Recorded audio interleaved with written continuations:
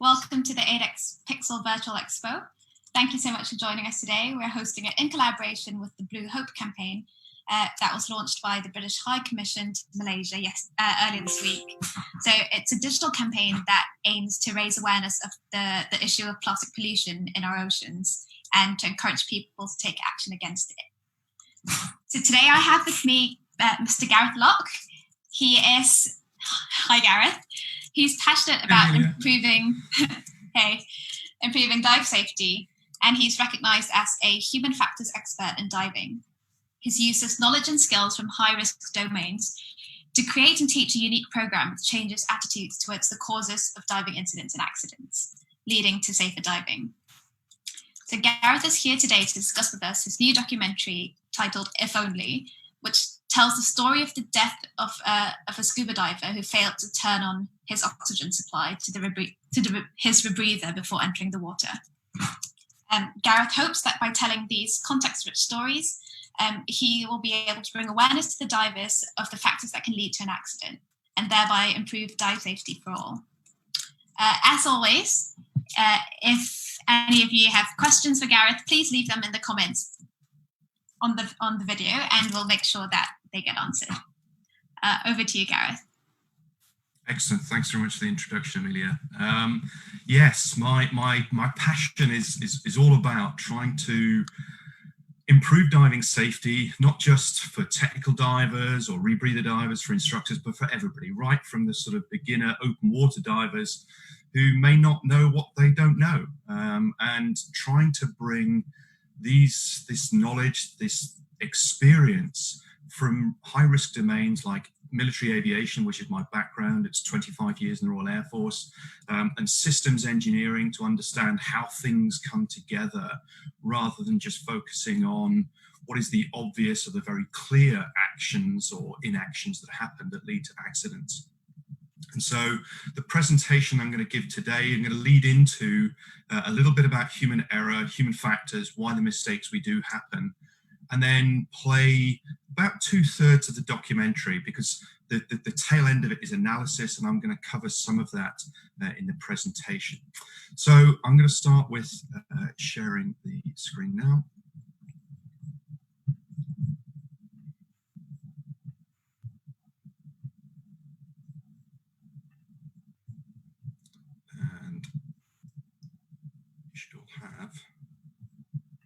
The opening slide now for the presentation.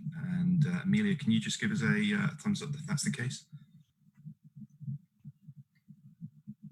In the chat if need be. So the sort of presentation today really is the lessons that are learned from this tragic accident are applicable to everything that goes on in life.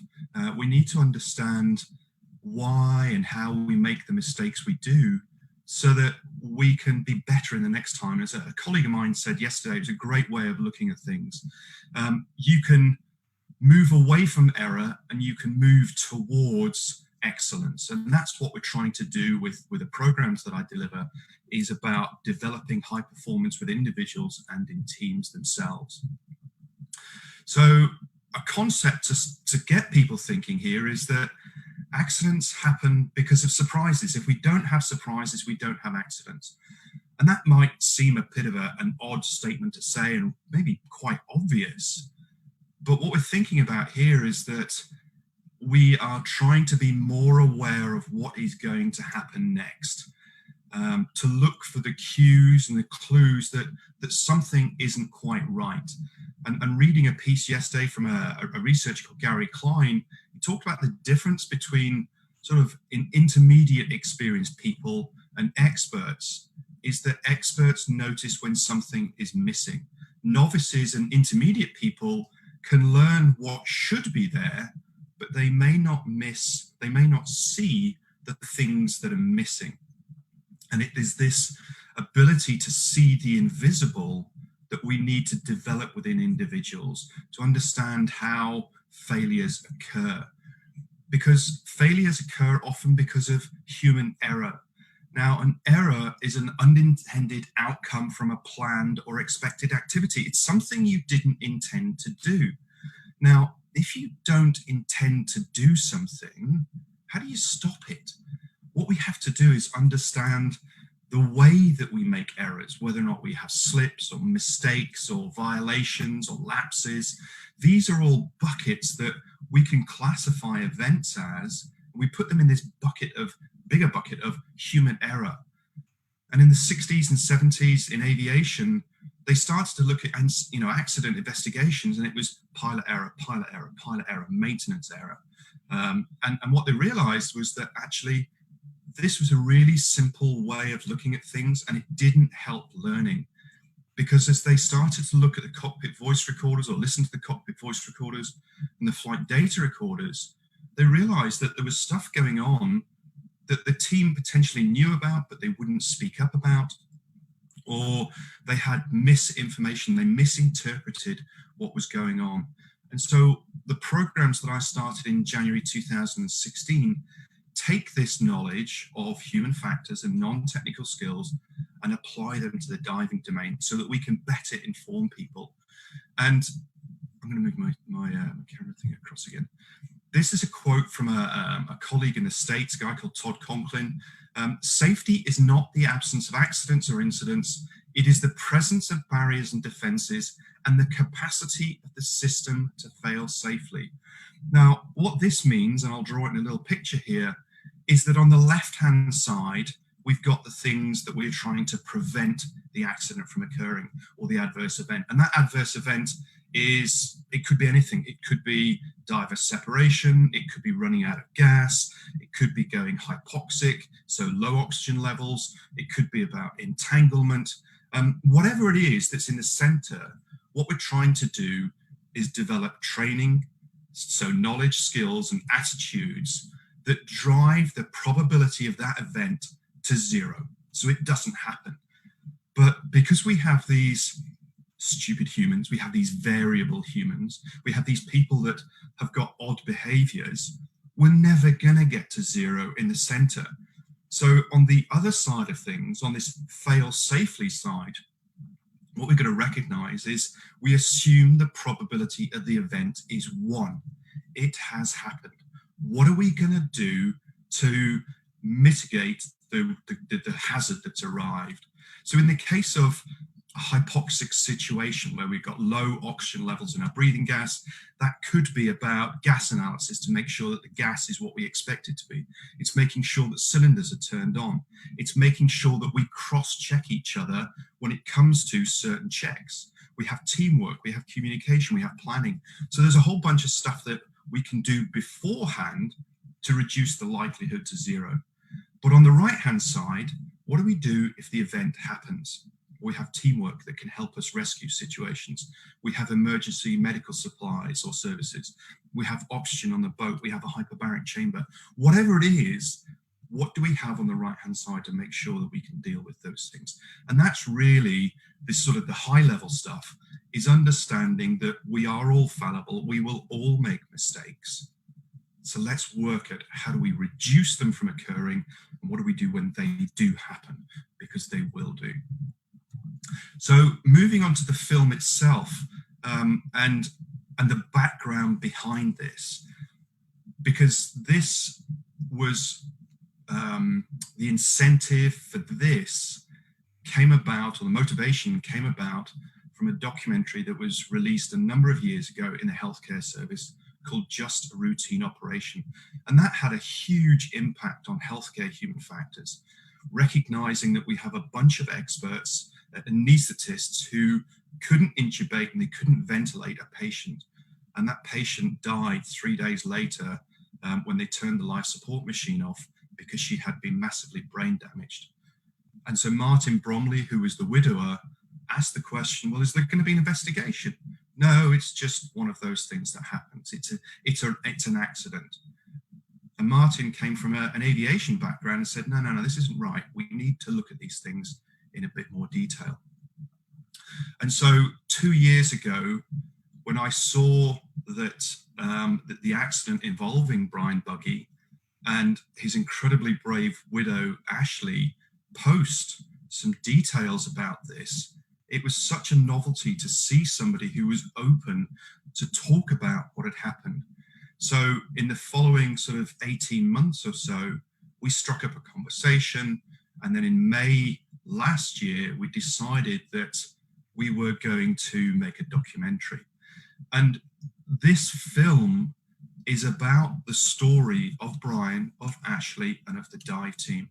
And it's to get what is a very emotionally powerful film out there that tells their story, and it honors Brian and the mistakes and honors him as an individual, and so that other people can learn from the mistakes that he made, that the team made, that the instructor made, that all of these things that are coming together. So what I'm going to do now is I'm going to move on to the film itself. It's 25 minutes long. The section we're going to show is 25 minutes long.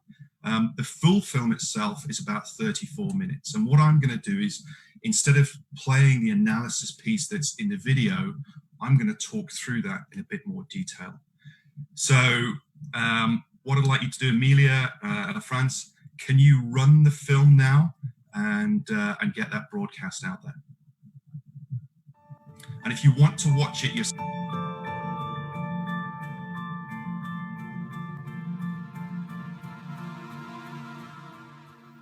this documentary is about a tragic and avoidable accident in which Brian Buggy, a student on a technical diver training course, entered the water without his equipment configured correctly and subsequently drowned.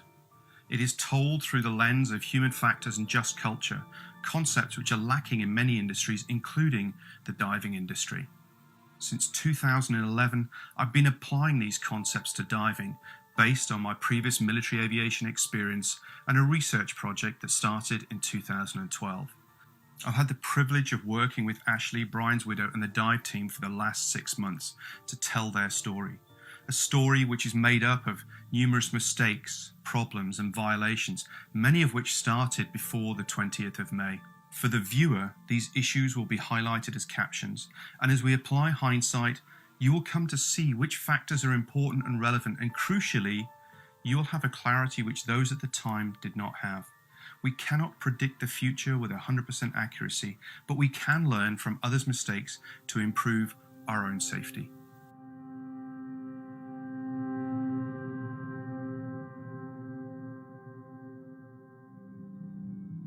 Brian died because he forgot to turn his oxygen tank back on. His brain needed oxygen it just didn't have. He became hypoxic and lost consciousness minutes after jumping into the water. He drowned, sinking to the ocean floor, his instructor and classmates just feet away. This was one moment, a single mistake that anybody could have made, and many have, but have survived. This dive was different because all of the negative factors came together just at the right time and created something which wasn't survivable. In the same way that an orchestra can play perfect notes in a random order and not produce a fine symphony, when those same notes are played perfectly, but in the right order, we get beautiful music which resonates with us. We need to look at that human element and how accidents really happen, not just focus on the obvious errors or violations closer to the fatality or the serious injury. Brian was a father to our 3 children. He was my husband, my best friend, my diving partner, an officer in the Navy, and really an adventurer through and through. His excitement and wanderlust nature started very young, from a very young age, really with this idea of scuba diving and of seeing the ocean and seeing the world, a part of the world that not everybody gets the opportunity to see. He was out here working, and my daughter and I flew out to see him for a weekend while he was working, and he surprised me with a Discover Scuba Dive adventure for the day. And so we got geared up, we got out on our boat. There were 2 other people with us on the diving boat, and we jumped in the water, first time in the water, went down the chain, started doing our drills, and our dive master was with us and noticed after the other 2 came in that they were struggling. They couldn't really get down the chain, they couldn't clear, they couldn't perform their drills. So he brought Brian and I down to the bottom of the ocean. We kneeled down there, and the other two were struggling, and our dive master looked at us and said, "Okay, wait here, boat." And Brian and I, for probably 5 to 10 minutes, just sat on the bottom of the ocean floor, just completely amazed. We just knew that moment going forward, that diving would be a part of us as individuals, as part of our relationship, and really just, it had changed our lives. We were certified basic open water divers on January 1st, 2015.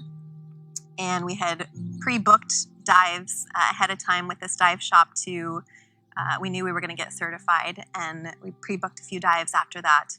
And the first one was on New Year's Day. We had booked a dive through the cenotes. And when our dive master, who was also our instructor, met us that morning on the drive out, he said, really, this is an advanced dive. You guys really probably shouldn't be doing this as brand new open water divers. But, I'm the one that certified you, and I think that you guys are okay enough to dive these. So shame on the shop, but you guys are okay. And we thought, okay. And so we spent New Year's Day diving through the cenotes for our very first few dives as certified divers. Right from the outset, Brian was exposed to gaps in the safety systems and violations within the diving industry. But he didn't know what he didn't know. Now, within the safety industry, high-risk safety industries, they focus on these gaps because that's where safety is compromised and risk is introduced. But they don't just focus at the individual level.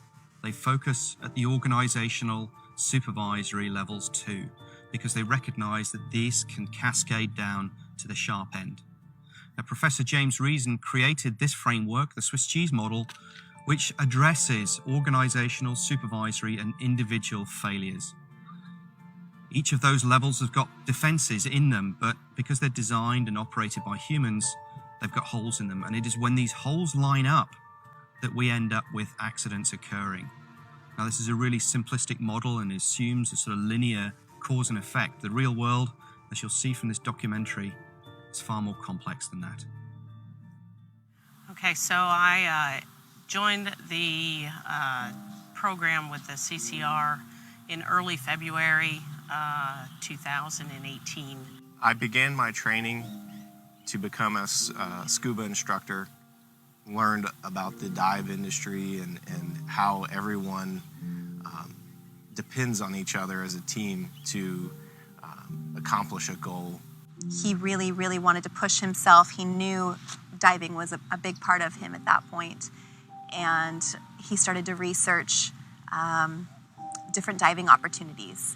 And through that, he had found this closed circuit rebreather course available through one of the shops on the island. And he found that because he'd been a military veteran, he would be able to use his GI benefits to take this course, take many courses.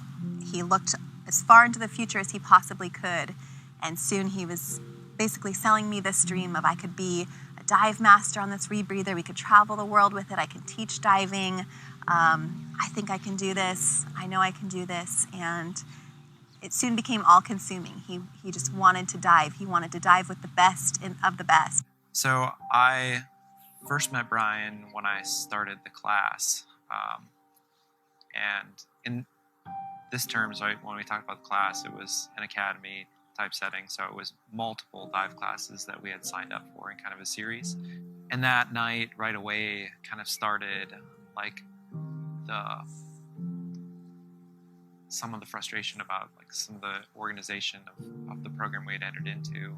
It was a kind of a very different program than what I was used to, in a sense where the schedule was not set.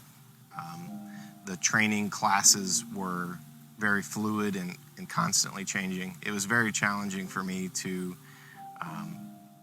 find time set aside that I was expecting versus what was being met.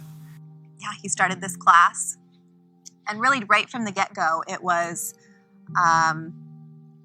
not exactly what he thought it would be. He was very used to a very regimented schedule, a very regimented way of doing things, and he signed up for this class with a set schedule in mind, a set schedule that they had given him, and that very first class that he was scheduled to take got rescheduled. It got rescheduled again, a third time, and I believe a fourth time. But he was so excited. He had blinders on. He was so excited about this class and that it was going to be free to him because he was using his military benefits. By that time, he did have frustrations with the shop, with the school. He did have frustrations with his instructor. If you schedule the course, then you make it happen, because that was very much his personality of making things happen for himself. And in this scenario, he couldn't, because there was a chain of command in the setting, and he needed to follow that, just as he'd been taught, and his co-students had been taught through their military service. We fast forward to the week before the event. Brian and I had quite a number of discussions about I don't want to say the urgency to get it done, but when we enrolled in the program, it was supposed to be 22 weeks, and it was paid for with the VA GI Bill, which meant that there were requirements. Course date was set,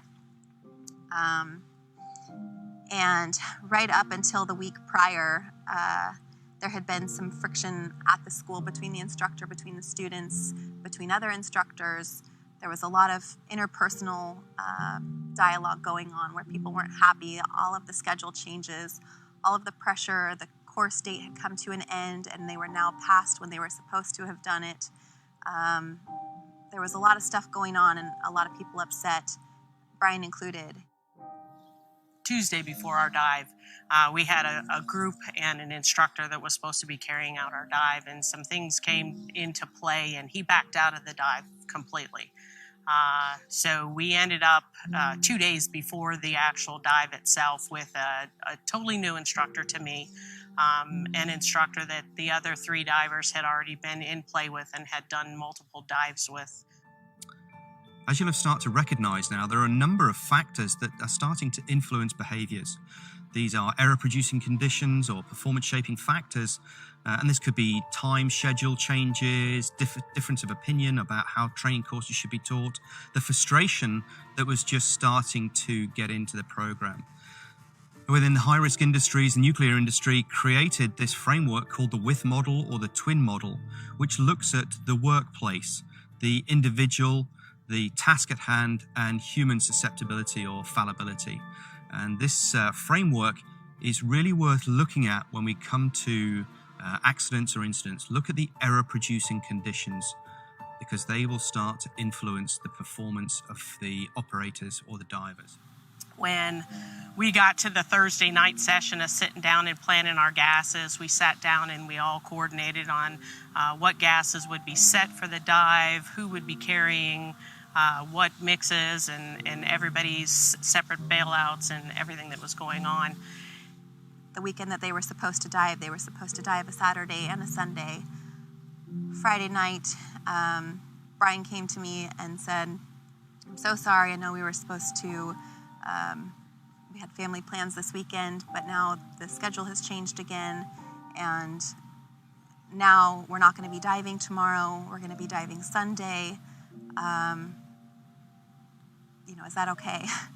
It was definitely a lot of frustration and anger and kind of bitter, resent about how the whole thing had been going together. And it was just really the culmination of the whole program just being so poorly organized, let alone the quality of the training, good, bad, or indifferent. 2-3 months of this now, and it was getting very frustrating. And he came to me this night, the night before the dive, and said, "I'm so sorry. I know that this is frustrating. I know that this is taking its toll on us as a family. I know it's taking its toll on you, on the kids. You're pregnant. There's all of these things going on. I think I just need to cancel. I think I just need to step out of this class. I think I need to just rethink this and maybe come back to it when it's more convenient for us as a family." And I asked him if that's what he wanted, if he really wanted to quit the class, if that was even an option, knowing that the interpersonal situation at the shop didn't lead anybody to believe that would be an option to even quit the class. And he said,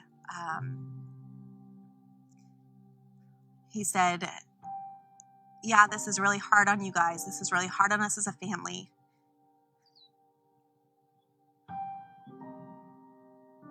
And I'm really sorry.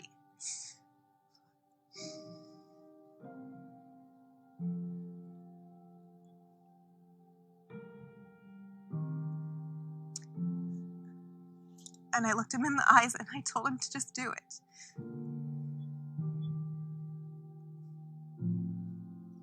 I told him I know he didn't really want to quit the class, that he was more concerned about how this was affecting the kids and I, and that this wasn't about the kids and I, it was about him and this opportunity for him.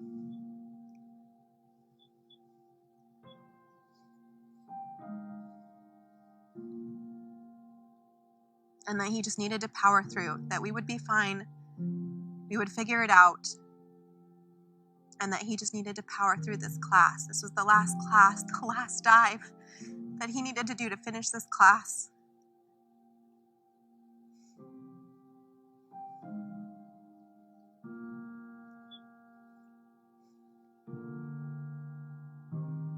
And I told him he had my support and that he should finish it. He said, okay, thank you for being so supportive. I don't know how I got so lucky to have you as my wife. This is something I see for us. I see it for our future. This is something that I can do, that we can do as a family.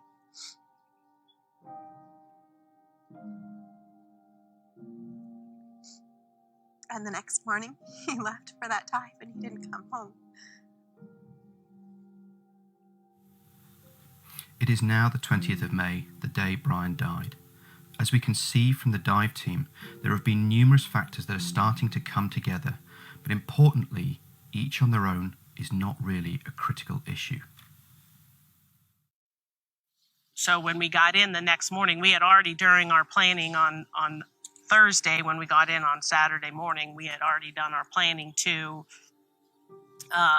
what gases we were, so we all had to change that. I had paper copies and I handed out all the dive plans and the mixes, and so there's like a lot of changes were going on in this short period of time.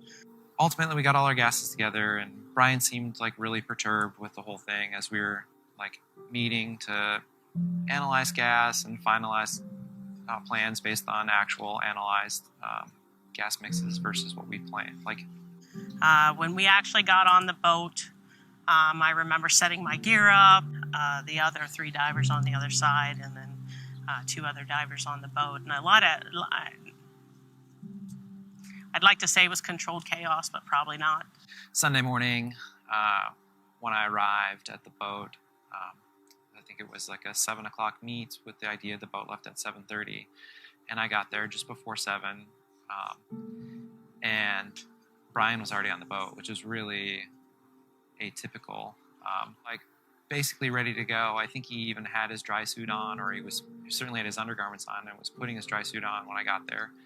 We were scheduled to dive on the Sea Tiger, and it was a morning dive, and we met at the marina in Kiawala Basin, and we loaded the boat with our gear, and we got everything ready, and we departed the harbor. The instructor's attitude and the way he had been doing things wasn't as, like my first instructor was very inactive, not so much controlling, but in the game and talking to us, and had more of a factor of, hey, this is my game and this is how we're doing it, and these are the things that need to be expected. And I think he kind of took it as that, everybody's been doing this for a while. Either you were a prior instructor in a different level of diving, and so he kind of was on the outskirts. We were all just like buddies on this dive, more so than an instructor and 4 divers on their final training dive. I was putting on my wetsuit and other divers getting ready, Brian made a comment like, hey, let's go, guys. You know, the dry suit clock is ticking, because it was warm. It's, you know, May in Hawaii. So we sat down on the boat, and I was on one side of the boat, and Brian and John and Tim were on the other side of the boat with the instructor next to me. And we started gearing up, and Brian had a whole bunch of gear on with him, including his dry suit, and then he had a camera that he was taking in the water. And then on the way out to the dive site, it's a short trip, maybe 8 minutes, something like that. He was doing the pre-breathe on his unit. And I think I did mine before we left. I don't remember exactly when I did it now, but I remember seeing him do it, and I remember like checklists and like procedures for doing preparing his gear was like something that was almost like religious to him. It wasn't atypical for me to see him do it. I mean, it was never something that we explicitly talked about. Like, did you do your checklist? Like, I'd see him do it. I knew he was doing it. And if he was doing part of it, I knew that had to have meant he did all of it. I am pretty meticulous type person, and I don't like to feel rushed. So I take my time, and typically I found that was meaning that I was the last one in the water every time. And sometimes they might even be waiting for me to get in. But I found that I didn't want to rush because there's so many things involved in a rebreather that if you rush, you could miss something, and it can be a problem. Brian was the first one off of the boat. He got off of the boat. The instructor followed him off of the boat. And I remember as I was gearing up, seeing Brian respond to the instructor asked him if there was much current, and he said a little bit. And then someone asked him if he wanted his camera, and he said no, not yet. And Brian and I had talked about it either the night before or 2 nights before. He had asked me if I was going to bring my camera, and I said no. I had pretty strong feelings against having a camera while we were in a training environment. And he said, well, it's a dive site we've been to. In fact, we had just dove there 3 or 4 days before that, at night even. And so it was a dive site we've been to, we were really familiar with. The depths involved wasn't a significant change compared to what we were already diving. So he just felt like it wasn't a big deal to have the camera. And on top of it, he was the marketing manager or something to that effect at the dive shop. And so I think he felt some pressure to generate media, although I don't think that there was any pressure to explicitly generate media from that dive. So with all of the anxiety that I was having and going on,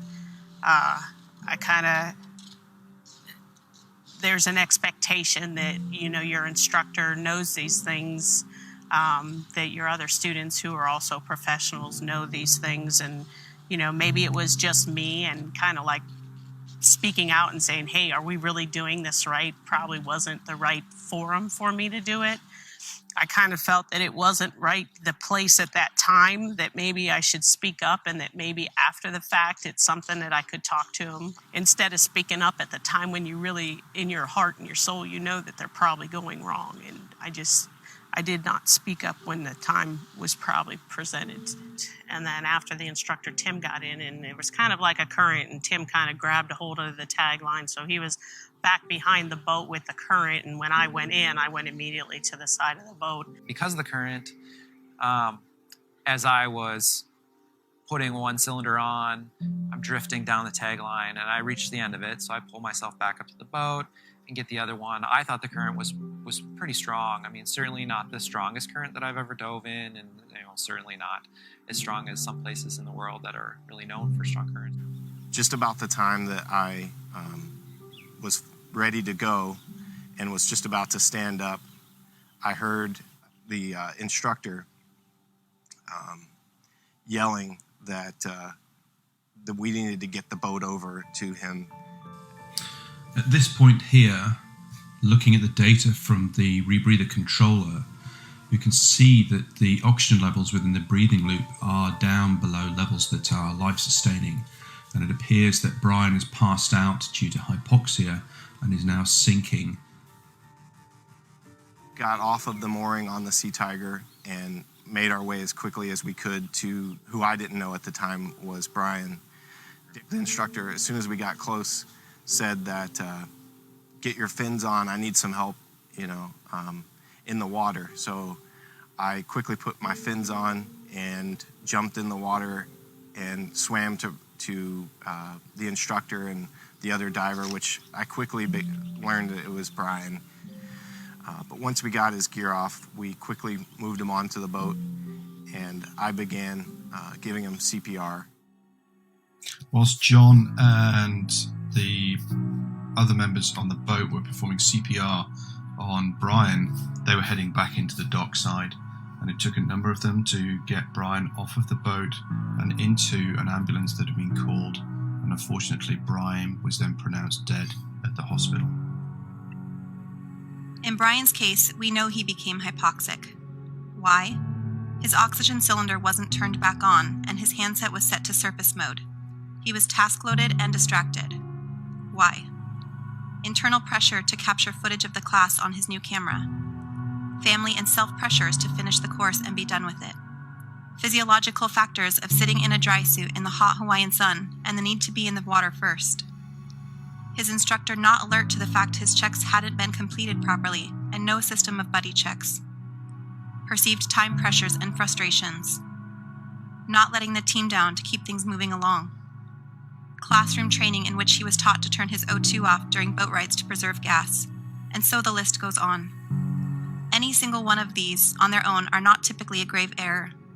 But when happening in succession and without a safe environment to learn in, we now know they can have fatal consequences. So hindsight makes things so much easier to spot failures that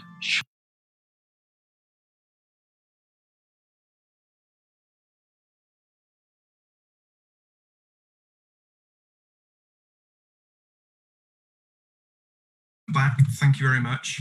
And what I hope from that video that you've seen the extract, which is about 2/3 of the documentary, is that things are never simple, that they come together. Sometimes they come out successful, sometimes they don't. And what I'm going to do now is go through a little bit more of sort of the background, the analysis on this. The film itself, there's about another 8 minutes, 9 minutes, and it talks about a number of the factors I'm going to cover here in the presentation. But I thought actually having an interactive session where you can ask questions if need be, and the guys can post them to me. So often outcomes are thought of as a function of technical skills. If you're good at something, then that means that you're going to have successful outcomes. And in the context of diving, that might be buoyancy, it might be trim, it might be gas planning, it might be line laying, it might be operating the rebreather, or sending up a delayed surface marker buoy, or photography and video. If you're good at those technical skills, then we're going to have good outcomes. But as we're going to show in this little framework that I developed as part of a paper I wrote for a surgical journal, that actually there's more to it than that. So the next bit is context. The cultural environment, the social environment, the physical environment, they have an impact on our outcomes. The task itself, how well is it designed? How easy is it to complete? And that is linked potentially with the equipment. Is that designed with human factors principles in mind? Is it easy to do the right thing and hard to do the wrong thing? And what you'll notice as we go through these 4 different factor levels, these domains that I'm going to talk about, they are multiplicatory in nature. They're not additive. And I'll explain the reasoning, or the sort of the concept of this and why it's important at the end. So we could have randomness. CF is compared to luck. So in the diving population, or the population at large, about 25% of the population's got a PFO. Now on the surface, that's not a major risk factor. But when we go underwater, it can be a major contributory factor for decompression sickness. But you don't know whether or not you've got a PFO or not until you've had a test. So at the population level, it could be 1 in 4 or 25%. But if it's you, it's 1 when it happens. So there's a bit of randomness across the population and luck/unluckiness on your own part. And then the next part, which where a lot of time I spend my training, is this concept called non-technical skills. So where this multiplication factor comes in is that you may have great buoyancy and trim and propulsion skills, and you're using your rebreather well. The environment's great, both physical and social environment. The task is well designed, the equipment is working well, luck is on your side, but there's some miscommunication, which means that you are not situationally aware, you're not aware of what's going on and what's going to happen next. And that leads to a flawed decision. And so if we have 1, 1, 1 and 0 at the bottom, we end up with 0 as the score for this whole equation that are going on, this whole function. So what I teach is this concept of making good decisions which are informed by effective or good situation awareness, what's happening now, perceiving some information, determining what's happening now and what's going to happen in the future. That situational awareness is informed by communications, from teamwork and from leadership. And communications is not just person-to-person communications, it's also equipment or systems to people, like a dive computer, a rebreather controller, your camera equipment, your video equipment. That builds your situation awareness. But on the left-hand side, we've got these things called performance shaping factors, stress and fatigue predominantly. And they can really just crush and destroy any of the good decisions that are in there. We know that when we're stressed, our communication gets much shorter, our attention becomes much more narrowed, we feel time pressured, and so we don't make such great decisions. And all of these are supported on the outside by these concepts of just culture and psychological safety, which is what I'm going to deal about. So now I'm going to go into, what happened in the story with Brian. There were multiple failures within the system.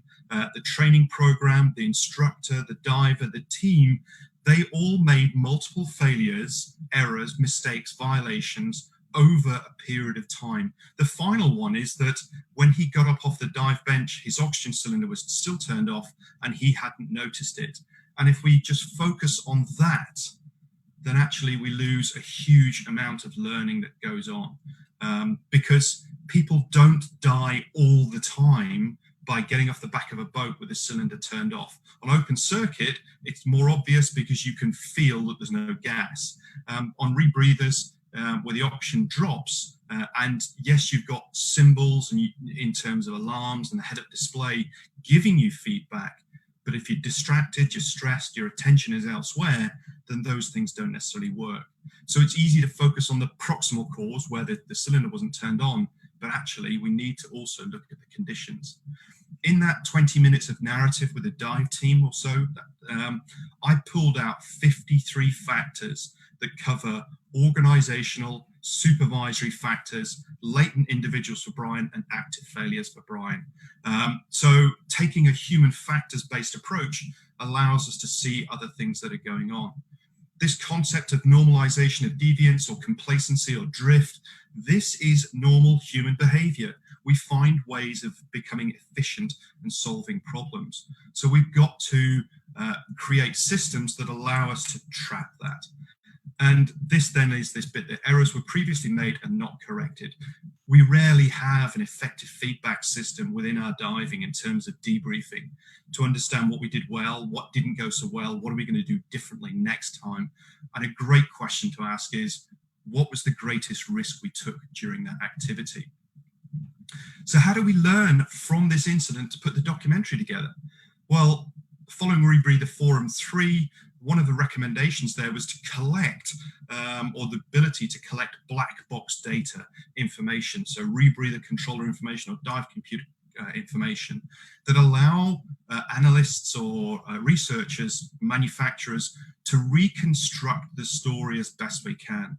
Now that just tells you the output that's available or the data that's captured.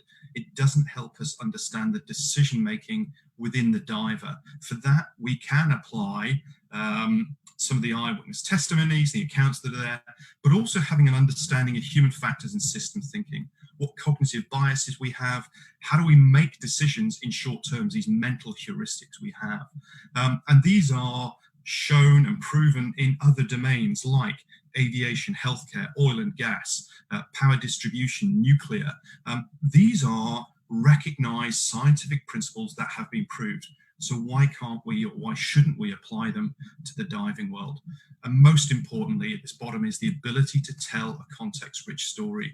How often do you hear this sort of account of a diving story to understand the backstory ultimately kind of makes sense? So how do we increase that learning? One of the ways is to be able to think in systems or human factors terms, not you were last to touch it, therefore it is your fault. That's something that the aviation industry learned, as I say, in sort of 50s, 60s and 70s, pilot error. There we go, stupid pilots flew the aircraft into the ground. And then they realized that actually there's a lot more to it than that. And now when we look at aviation, healthcare, all these high-risk industries, they've built human factors training into what they do because they need to recognize and learn from the incidents, the near misses. And to a certain extent, fatalities are not a great way to learn, because you can't ask the primary decision maker because normally they're dead. What we need to be able to do is create this same learning in near misses. Don't think in counterfactuals. And this is a diagram from a book called The Field Guide to Understanding Human Error by Sidney Dekker. And in it, he talks about, imagine being inside a tube. You are in the tube and all you can see is the inside of the tube, and you can only see as far as the tube allows you to. You can't see where the outcomes are. So when you come to a choice, you can go, I'll choose this or that, but we don't know what the outcome is. When the event happens, we know what the outcome is, and it's easy to ask those questions, as Sydney's put here, why didn't they zig and why didn't they zag? In this case here is, well, we know what the correct choices are. Nobody has a crystal ball that is 100% accurate, because now we're making guesses to what the future looks like. What we need to be able to do is create psychological safety to help prevent problems. This is a proactive bit. This allows people to feel included. It's about making the environment that it's okay to fail safely, that we can contribute towards a team. And most importantly in diving is that we can challenge when we don't feel that something isn't quite right. There is a saying that anybody can thumb a dive at any time for any reason, but that only happens when you're in a psychologically safe environment. And as they showed in aviation, there are co-pilots who sat there watching their captains fly the aircraft into the ground because they felt that they couldn't speak up and they were worried about what might happen to their profession. So the proactive side is psychological safety. The reactive side is just culture. So that when accidents, incidents, and near misses happen, we look at these in a learning fashion, not in a critical fashion. So what is a just culture? It's this culture in which frontline operators or other persons are not punished for actions, omissions, or decisions taken by them that are commensurate with their experience and training, but in which gross negligence, willful violations, and destructive acts are not tolerated. This is what the European aviation industry operates at. It's not a no-blame culture. When people are in that gross negligence, willful violation, destructive acts, then punishment should be applied. But it shouldn't be the first tool to come out the toolbox. So why have a just culture? What happens if we have a just culture? It allows us to tell these context-rich stories. It allows us to say where the deviations were, what rules were broken, what the drivers and the pressures people were under to undertake their activity. And that allows us to undertake a robust analysis. And what I've done for If Only, I would say is probably only about half or 3/4 of what should be done, but it's getting access to that data. If you can do a robust analysis, you can show people that they're fallible, that there are these deviations.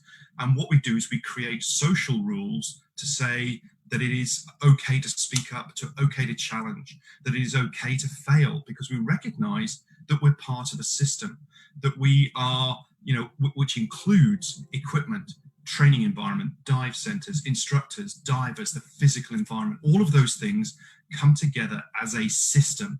And if we're part of a system, Well, actually, there is interactions within there that we might not know about, that we may not have been trained about. And as a consequence, we can learn from the stories that get told. That allows us to develop some resilience, because as I said, you can't be taught everything in a class. You can be taught some skills, you can start to adopt those as behaviors. And now what happens is that you recognize that I can solve a problem slightly differently.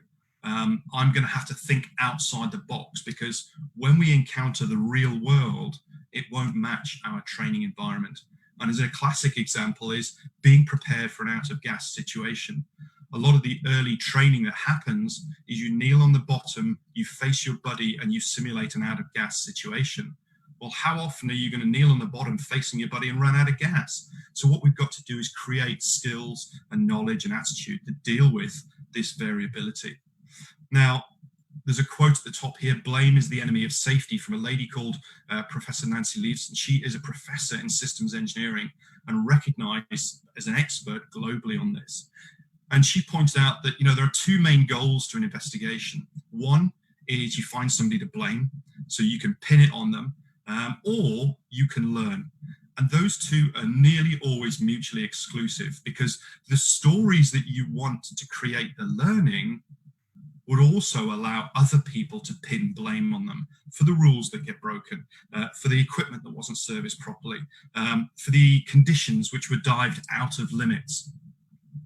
If we end up focusing on blame, what happens is that people don't tell their full story. They close down, they lead to cover-ups. And the point here with cover-ups is that some people know what happens, and so you'll get little stories that go out there. And when we don't have the full facts, we start to make up those stories. And as a consequence, what happens is people don't want to report because nothing appears to change. They don't want to be in the spotlight. They don't want to be the focus of this attention when they make this reporting. So there is an art and a science to doing reporting systems and making it work. But what happens if we don't have a just culture in place? What happens is people withhold their stories. They will only tell the absolute minimum. And I know that, one of the agency's incident reporting systems says this report is being prepared in the event of litigation. Well, you're not going to tell all of the story that happened, because that then opens yourself up. If we don't have a complete story, it means we have limited analysis. As I said, we start to fill the gaps with the information that we think should have happened. And if we've got limited analysis, what normally happens is we write some more rules and we provide, more. And you say, well, hang on a minute. If somebody didn't follow 10 rules, whatever it is, slapping another 3 rules on there is unlikely to make a difference.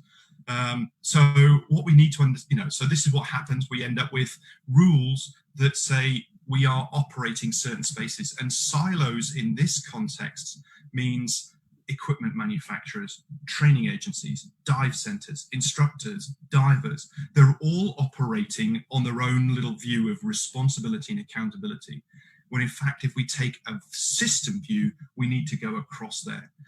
And if we operate in silos, what happens is we end up with this weak and fragile system, which means that you could have something happen in the training environment or the equipment environment, whatever it is, has an impact on another part of the system, and we don't know about it. And so what happens when something goes wrong, people tend to blame that individual, and we don't have a just culture in place. So people withhold the stories. So we end up with a negative circle compared to the positive side. So how do we develop a just culture in the environment we're in? Start off by recognizing we are all fallible. We will all make mistakes. We will all start to bend the rules to get things done, depending on what drivers and pressures we're under. So we need to understand how human error is developed before we can really develop a just culture. They can go in parallel, but if we don't understand error, it's very difficult to develop that just culture. Don't seek out who is to blame. That is a natural human tendency. When something goes wrong, who did it is the answer. And you look at this bit and you go, well, that doesn't help learning. Look to see how it made sense. What were the pressures they were under? What was their motivation? What was the equipment they're using? What was the culture they're operating in? So understand that how. Often people use why. Why is a judgmental word. I'm asking you why, I'm asking you to justify why you did something. if we talk about how, it's actually about the conditions that we're involved in, not about the reasoning behind it in terms of protecting yourself. Punishment isn't just about disciplinary action or litigation. It also happens in the social environment and through social media, and the associated shaming goes on, where people make silly mistakes, and social media, those commentators jump up and down on them, and all they've had is a little snippet. They don't understand the context, and often they would say, well, I wouldn't make that mistake. And I love this, because I can then explore different scenarios with people, and then they go, oh yeah, I would make that mistake. So look at that sort of context too. And finally, how to develop that just culture, role model the effective behaviors. And by that, I mean having the curious attitude to what's going on, asking that question, how did it make sense? Because nobody gets up in the morning and says, you know what, today's a great day to die, to break my equipment, to get a student bent, to, all of those things. We go right back to that thing about human error being an unintended action. If you don't intend to do something, okay, so what were the conditions that led you to make that? That doesn't say that we don't have to take personal responsibility and accountability for our actions, but we also need to recognize the pressures and the drivers that we're under. So, I said right at the very start, what are the lessons to life from this Rebreather fatality that apply to everyday life? So we all make mistakes. We've got to have this just culture in place. If we want to learn from them, we've got to be able to tell those stories. It is not a no blame culture. There are points where people need to be punished or disciplined accordingly. And that needs to be shown that is happening. It's not about sort of public floggings and hangings sort of thing, but it is saying that this is where the failure happened. These are the reasons it happened. And this is what we as an organization are doing to address our shortcomings, to make sure that those at the sharp end, that the operators, the divers, the instructors are less likely to make those same mistakes. And adding more rules is not likely to be the solution. Blaming and shaming limits our learning, and that's not just a diving thing, that is in the real world as well. Look at how we deal with errors, failures, all sorts of things like that. Look at them as a learning opportunity, because we can't make all those mistakes ourselves. So let's learn from others and create an environment that allows that learning to be shared. And my final points here, be curious, don't be negatively judgmental. Judgmental is all, it's hard not to be judgmental. We will always jump to that conclusion, but be curious. Look at this in a learning manner. Fundamentally ask that question, how did it make sense for that individual or that team to do what they did? Understand their local rationality. So my final bit, say thank you very much to Ashley, to the dive team for telling their stories, for coming all together, to JP Bresser, who was the videographer and did the post-editing work to make it all happen, to Paradigm, who helped sponsor this. It's not a cheap task putting together a documentary which was filmed in Hawaii, where we brought everybody together. So thank you very much. And thank you to everybody else that's watched this. There is a workbook that goes with it, and I would love it if people would take that, download that workbook and apply this learning to your environment, because it is not just a diving event. This applies to healthcare, to business, to oil and gas, to aviation, to all of these environments where we're operating in high-risk bits with uncertainty and lots of moving parts. We can all learn from this so that we don't ever have to say, if only I had said something. So to that end, I'll take any questions if there are any. Right, so questions. With Rebreather diving, when should one exercise the bailout plan? How and what would be a good trigger to apply? So a question, so from a point there, I'd go back to the planning stage. Is a case of your planning needs to deal with potentially the worst case scenario. So what is your longest decompression obligation and how are you going to manage that? Even if you push your limits in terms of gradient factors and how you're going to get to the surface and an elevated breathing rate, you need to be able to deal with the worst case scenario. And if you can't take enough bailout gas to deal with that, then you probably need to back off in terms of risk exposure. If you've got something like a hypercapnia or a CO2 hit, your breathing rate is going to go through the roof. And so there is a limit to how much you can plan to deal with that. But what you can do is trying to control all of the other pieces prior to that. If you are suffering a CO2 hit and you've got an alert team, they might be able to pick that up. So this goes in the barriers and defenses bit. Having effective teamwork can try and prevent some of these things from occurring in the first place. What I would also say is practice your bailouts. There are so many people who undertake classes and then don't do a bailout for a year or 18 months, and then they do their next rebreather class and they do their bailout on that. Bailouts are things that you want to be able to do well, and you need to be able to do it not necessarily without thinking about it, but if you need to bail out for real, your mind is probably somewhere else, and you need to be able to exercise those skills effectively. So hopefully I answered that one. Question, in your opinion, what's your best advice to a diver, new or professional, on creating and adapting good habits in diving? So first one, recognize your own fallibility. And I'll be quite cheesy here. I'm just going to get rid of cheesy. Self-promoting here. There are so many blogs on thehumandiver.com to look at improving this. Have the attitude that says, I can get better because I am fallible. Continually learn. The book is there on the side, which is 300 pages of this theory mixed with 30 plus case studies from well-known names in the diving industry. And those people are, they make mistakes too. They are experts, and yet they make mistakes.